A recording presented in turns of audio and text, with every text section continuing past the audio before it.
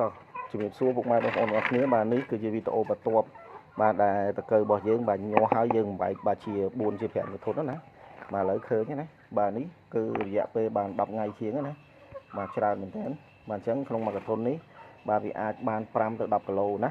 អញ្ចឹងបងប្អូនអរគ្នាឃើញថាចៀតបាទយើងអាចបែកវាបន្តទៀត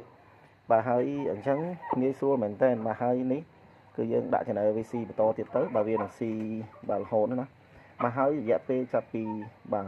5 6ថ្ងៃហ្នឹងមកដល់10ថ្ងៃជាងហ្នឹងបាទគឺយើងអាច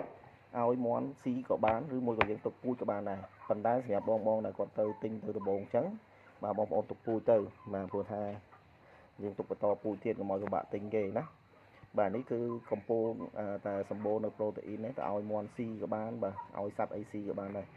ទៅ BAS អញ្ចឹងងាយស្រួលមែនតើហើយបងប្អូនអរគ្នាបាទយើងដាក់បន្ថែមចំណីរហូតមកអញ្ចឹងយើងនឹងបាទទទួលបាននៅទៅ BAS សម្រាប់ចំណីសត្វបាទកាត់បន្ថយនឹងចំណាយលុយ